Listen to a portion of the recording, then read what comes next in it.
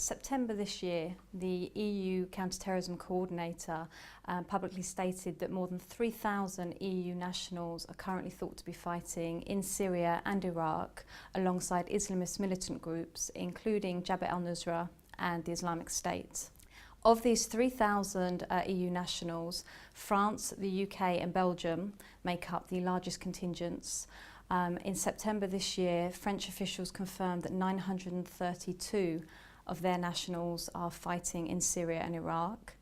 In the UK, the Foreign Office announced in September that they believe 500 UK-linked nationals are fighting, and in Belgium they believe it to be 400.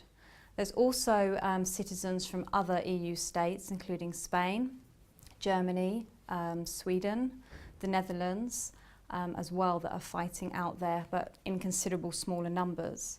A recent example, actually, this month in Antwerp, in Belgium, there are 46 people currently on trial for being members, or allegedly being members, of a Sunni Salafist group called Sharia for Belgium, which itself has been accused of sending fighters to Syria and Iraq, which I think is evident of the ongoing issue about EU nationals being involved in Syria and Iraq at the moment.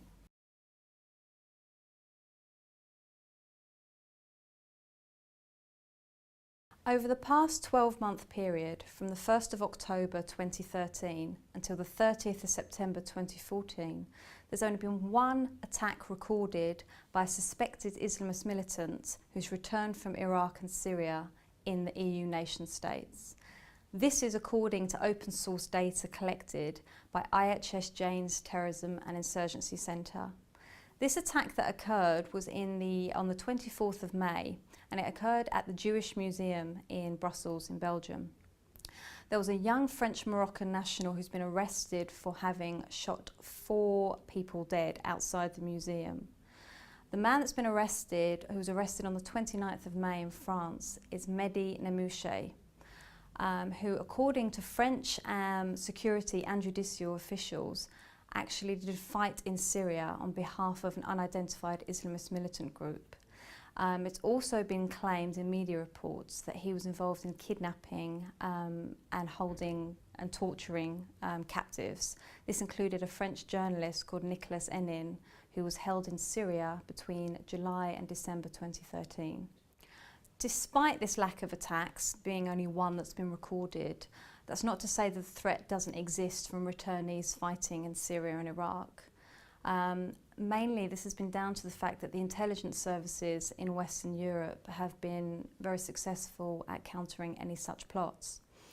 According to IHS JTIC, our database, we've actually recorded at least 23 arrest operations across EU nations and Western European NATO members.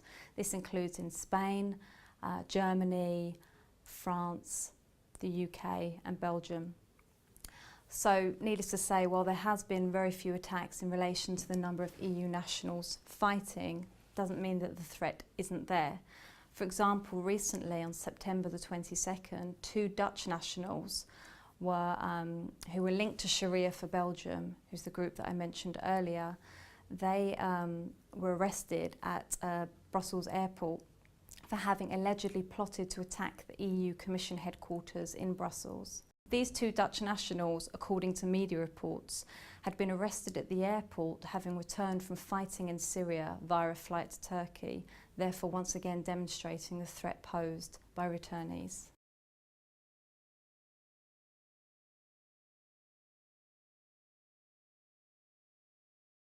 The involvement of Western nations partaking in military operations with the US in Iraq and Syria does pose a potential threat of heightened and further attacks in those nation states, both by returnees coming home from having fought in Syria and Iraq, but also by those at home who may have been radicalised by events abroad.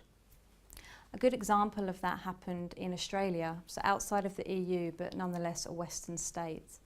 In Sydney, in New South Wales, on the 18th of September, some men were arrested for allegedly plotting to behead a member of the public and drape their body in an Islamic State flag. By all accounts, they'd been inspired by an Australian national fighting in Syria.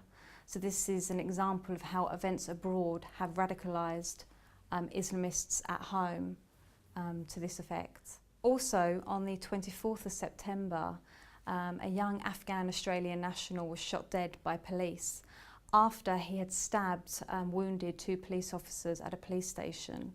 The young man had actually attended the police station to take part in a routine interview. However, he'd had his passport taken away earlier in the month on grounds of national security. The young man was actually being investigated by police over suspected links to an Islamist organisation called Al-Furqan, and at the same time he'd had his passport removed by the Australian authorities on grounds of national security. The attack on the police station in Australia, interestingly, occurred just 3 days after the Islamic State released a lengthy video statement in which they called for all supporters around the globe to carry out attacks wherever they could and by whichever means possible. Now, what's interesting about this statement is Australia was named as a particular country which should be targeted for attacks. Therefore, again, this particular incident is evidence of how even radical Islamists at home are being inspired to carry out attacks despite not having fought abroad.